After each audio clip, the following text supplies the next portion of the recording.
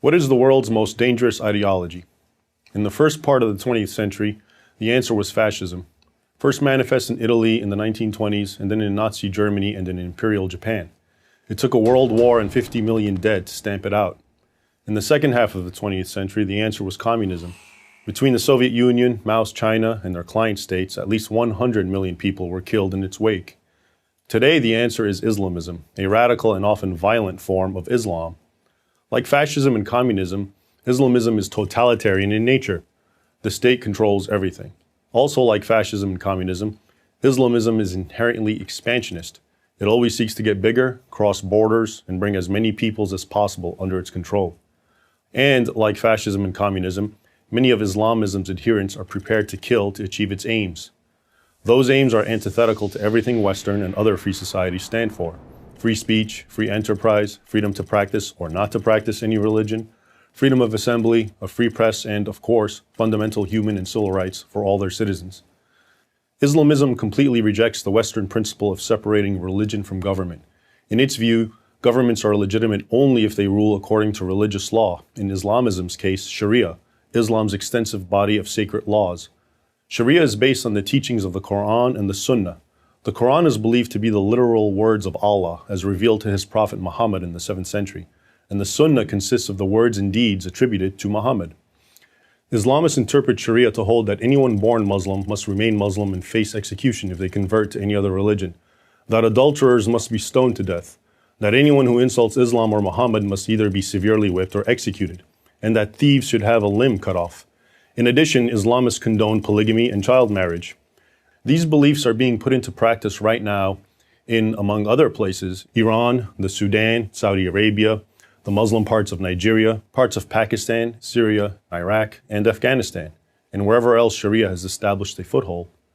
If Islamists were content to live under strict Sharia law in their own communities and leave everyone who doesn't want to live that way alone, they wouldn't be a threat to the rest of the world. But that would not be Islamism.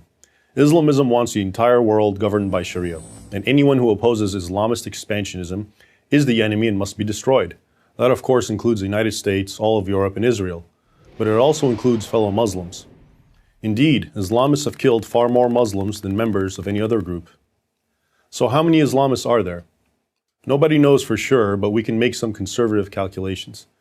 There are approximately 1.5 billion Muslims in the world. How many of these are Islamists? A 2013 Pew Research poll offers some clues. 86% of Muslims in Pakistan, 80% in Egypt, and 65% in Jordan support the stoning of adulterers. 79% in Afghanistan, 62% of Palestinians, and 58% in Malaysia, considered a moderate Muslim country, support the death penalty for Muslims who convert from Islam. If only 10% of the world's Muslims are Islamists, and the percentage is likely higher, that's 150 million people.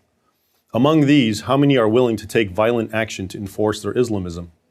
Here we're talking about Al-Qaeda, the Islamic State, the Taliban, Hamas, Hezbollah, Boko Haram, Al-Shabaab, and other groups that send suicide bombers into markets, explode car bombs at funerals, throw acid in the faces of girls who attend school, murder sisters or daughters who defy the will of a brother or father, or who fly hijacked airplanes into buildings.